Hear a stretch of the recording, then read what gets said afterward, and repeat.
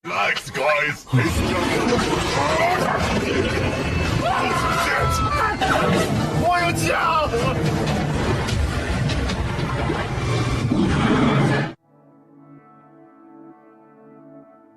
Selamat malam Pramal semua. Mana nih suaranya? Udah pada lemes ya? Tahan dulu lemesnya. Nih, Mimin kasih film seru banget buat kalian tonton. Judulnya Mega Crocodile. Oh ya, Mimin kenalin pemain-pemainnya dulu nih. Ada Lee Sen Chen yang berani jadi Lohan, si spesialis buaya. Si Wan Kuo yang jadi Kong Ming Chu. Dan terakhir, ada Kwang Bin Lee yang berani jadi Kong Che Hao, adiknya Ming Chu. Jadi di film ini nyeritain tentang Luohan yang dibayar sama Ming Chu buat nyelamatin adiknya. Dalam misi penyelamatan ini, Ming Chu juga nyewa 2 pemburu handal. Soalnya adiknya tuh hilang di pulau yang dipenuhin sama buaya ganas. Oke, udah cukup ya. Nah sekarang sebelum lanjut ke alur cerita lengkapnya, boleh dong klik tombol subscribe-nya dulu, gratis kok. Kalau udah, yuk langsung aja kita ke alur ceritanya. Pembukaan scene-nya ini badai di tengah laut nih ya. Kong Che Hao ada di situ. Mereka lagi penelitian ilmiah. Besok paginya, sadar-sadar Che Hao sama tim penelitiannya udah terdampar di sebuah pulau. Anehnya, kompas nggak berfungsi di sana. Muter terus gitu. Ada kerangka apa itu gede banget. Mana telur juga. Aduh, dicaplok itu tangannya. Ternyata itu telur buaya. Mereka nyoba ngelawan buaya-buayanya.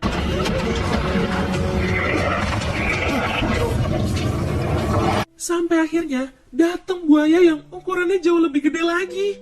Oke, scene pindah nih ke desa pecinan di Asia Tenggara. Ada bocil-bocil yang lagi main bola nih di pinggir pantai. Bocil yang namanya Bazar ini disuruh pulang sama ibunya. Dia minta bolanya, tapi malah diisengin sama temen-temennya. Ditendang cukup jauh tuh. Pas ngambil, Bazar kaget banget ngeliat ada buaya. Teman-temannya ini ngebangunin Lohan yang lagi bobo santuy. Mereka ngasih tahu kalau terjadi sesuatu sama Bazar. Ternyata si Bazar digigit sama buaya tadi itu. Tapi untungnya udah dibawa ke rumah sakit. Sedangkan buayanya berhasil dibunuh sama warga. Lohan ngecek. Katanya itu buaya muara dari Pulau Neraka. Buaya ini tuh kuat banget katanya. Jaring-jaring biasa mah nggak akan kuat buat nangkep buaya ini. Masalahnya, Pulau Neraka tuh jauh banget dari situ. Buayanya bisa sampai ke situ, bisa aja bukan karena nyari makan. Tapi buayanya lagi kabur dari sesuatu. Langsung tuh, bocil-bocil ini ngajakin buat balas dendam ke buaya. Tapi, karena masih dalam keadaan mabuk, tepar lagi tuh dia. Hari itu, dia kedatangan tamu. Pan An, asisten presidir grup Caixin. Dia mau nawarin kerja sama gitu. Gak lama, Kong Ming Chu si presidir grup Caixin masuk. Dia bilang dia mau nyari adiknya yang hilang. Sinyal terakhir nunjukin kalau Che Hao ada di Pulau Neraka. Ming Chu nawarin bayaran gede banget ke dia. Di sini Luohan ngejelasin dulu nih, kenapa bisa disebut Pulau Neraka. Di sana dipenuhin sekitar 3.000 buaya pemakan manusia. Sebagian besar pulaunya ditutupin sama miasma. Kalau baca-baca di Google, miasma itu uap yang dihasilkan dari sisa-sisa makhluk hidup yang membusuk. Atau bisa juga dari barang yang membusuk atau buangan limbah yang menggenang. Jadi ngotorin udara gitu, yang otomatis jadi sumber penyebaran penyakit. Itulah alasan Luohan nolak. Karena bahaya banget kalau ke sana. Money can buy everything ya berarti. Sebelum pergi, si Ming Chu bilang kalau adiknya itu mandiri, gak pernah sekalipun minta uang dari dia. Dan dia berlayar itu dalam rangka penelitian ilmiahnya. Dia kuliah jurusan biologi di salah satu universitas di California. Saking keselnya ditolak, dia jadi ngebahas calon istrinya Lohan yang meninggal pas lagi penelitian ilmiah juga. Ming Chu nyuruh Steve, anak buahnya itu, buat nyari 10 penjelajah terbaik. Tiba-tiba Lohan manggil dia. Luohan akhirnya mau bantu. Tapi kapalnya dia tuh nggak bisa sampai ke sana. Ini jadinya mereka naik pesawat. Dan sampai juga nih akhirnya. Berhubung nggak ada landasan di sana, mau nggak mau mereka harus terjun ke laut. Sebelum lanjut jalan, Ming Chu ngasih lihat foto adenya. Dia terakhir ketemu adenya itu 3 tahun lalu.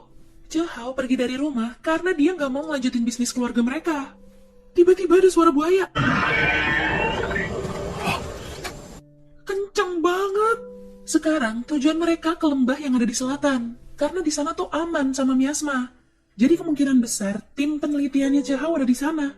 Mereka sampai nih di pantai tempat Che Hao sama timnya terdampar. Cuma ada bekas-bekas darah sama sisa-sisa potongan badan dari yang jadi korban kemarin itu.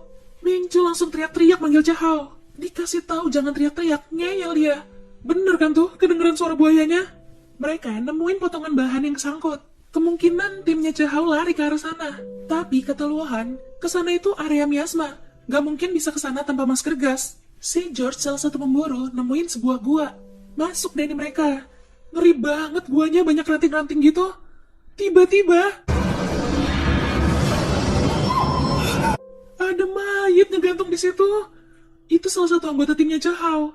Aduh, mana keluar cacing penghisap darah dari pipinya tuh. Ternyata di badan belakangnya si Pan-an udah nempel banyak banget. Dan kalian tahu apa? Langit-langit gua itu emang dipenuhin sama cacing penghisap darah. Malah ditembakin. Jadi jatuh-jatuhan kan tuh nyerang mereka. Mereka buru-buru lari ke jalan keluar. Sekalian aja tuh diledakin guanya. Oke, udah aman. Mereka bersih-bersih dulu nih. Itu ada cacing yang masuk ke tangannya Mingcu. Dirobek dikit tuh, biar bisa ditarik keluar cacingnya. Si Pan-an lagi ngomel-ngomel gara-gara hampir mati. Dia kepleset jatuh di genangan air gitu. Taunya, di sebelahnya ada lubang jejak kaki buaya. Gede banget loh. Luohan nyimpulin kalau buaya itu bermutasi gennya. Jadi bisa segede itu. Di tengah jalan, mereka nemuin dompet. Itu dompetnya si Chahao. Ini kedengeran ada suara. Ternyata ada yang lagi diserang tuh. Ditolongin dulu lah tuh ya. Belum juga kejawab di mana si Chahao. Udah keburu pingsan itu orang. Malam itu, Mingcu minta maaf sama Luohan. Dia nggak tahu kalau calon istrinya tewas di pulau ini. Nah, sadar nih orang. Dia ini licik. Katanya dia ini teknisi mesin kapal timnya si Chahao. Dia bilang Chahao sama yang lain pergi ke arah timur. Udah pagi lagi nih. Mereka lanjut jalan. Sampai tiba-tiba kakinya George dililit sama tanaman pemakan daging.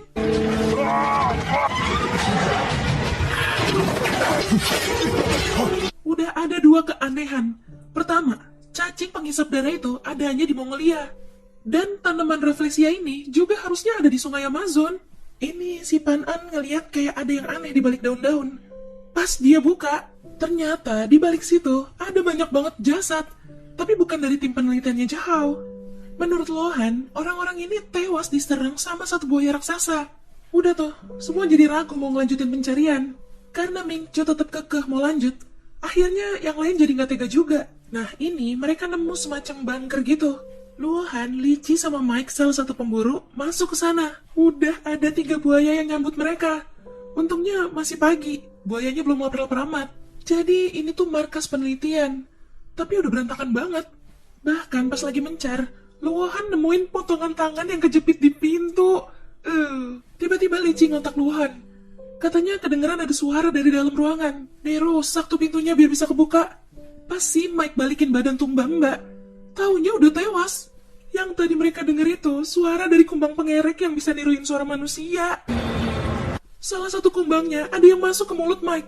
Akhirnya Mike ngeledakin dirinya biar kumbang-kumbangnya juga ikut mati. Sementara itu di luar kedengeran ada suara buaya. George yang disuruh ngecek.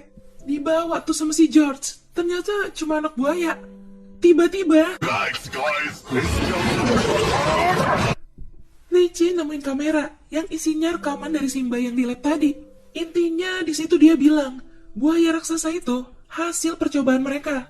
Luohan ngeliat sesuatu yang bikin dia kaget di salah satu foto itu. Ternyata Lici bohong.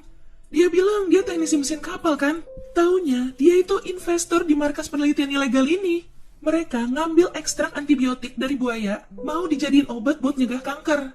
Tapi menurut Luohan gak akan berhasil, karena manusia gak cocok sama sekali sama imunnya dari buaya.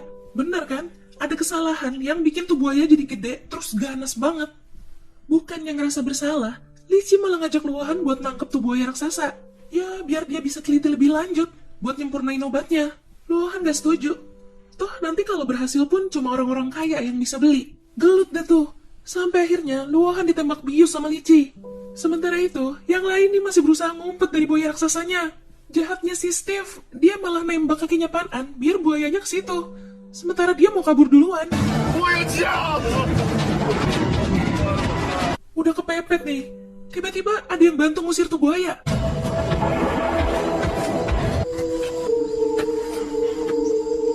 Itu adenya si Chahao. Masih hidup dia. Nah, datang lagi nih si kampret. Mereka dijadiin umpan buat nangkep buayanya. Udah nunggu agak lama, akhirnya datang juga nih. Ditembak bius sekali, nggak mempan.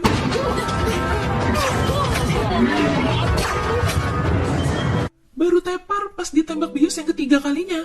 Pas Lici lagi ngambil sampel darahnya si buaya, tiba-tiba tuh buaya sadar dan langsung nyaplok si Lici.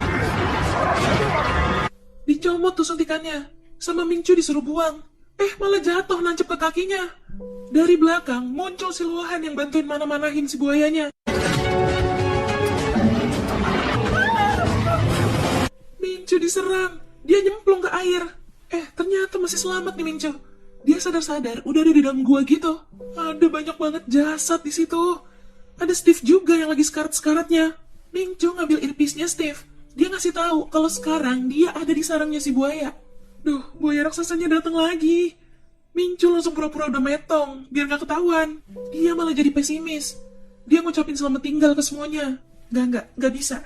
Luohan langsung perkirain di mana lokasi yang Mingcu maksud tadi. Tapi sebelumnya, mereka balik ke lab dulu nih, buat ngelengkapin diri mereka sama senjata, baru lanjut jalan. Mereka nelusurin sungai. Nah, ketemu tuh guanya. Di tengah perjalanan, si Pan An bilang dia nggak mau lanjut, saking takutnya. Ya udah, akhirnya dia disuruh tunggu di situ, dibekalin pistol suar. Jadi kalau nanti Luohan sama Cahao nggak balik, dia tinggal minta bantuan aja. Dijagain dong itu lubang masuknya. Si Luohan mancing buayanya biar keluar. Sementara Cahao masuk lewat tempat lain, jemput si Mingcu. Tapi buayanya nyadar, balik arah dong.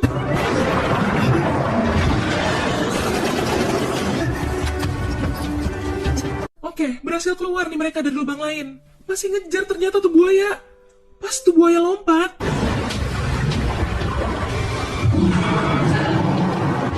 tali tambang yang ada di perahu itu jatuh ke air, terus kesangkut ke buayanya. Untung gece nih si Luohan. Langsung buru-buru dipotong tuh talinya, biar gak makin ketarik. Pas tuh buaya mau nyundul perahu mereka, Luohan nyuruh mereka lompat. Untung aja si Luohan lihat ya. Luohan cuma ngandelin busur silangnya tuh.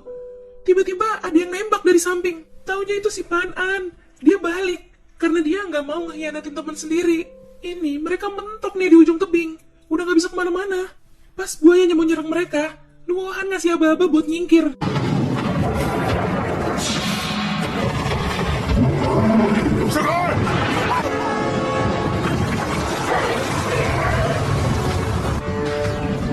Akhirnya tuh buaya raksasa jatuh juga ke jurang. Terus dijatuhin granat. Meledak udah. Masih kuat naik tuh dia. Udah kebakar gitu loh. Terakhir nih, ditembak panah tepat di matanya. Baru tuh buaya raksasa bener-bener is dead. Di akhir scene, Luohan ngelempar botol minuman alkoholnya.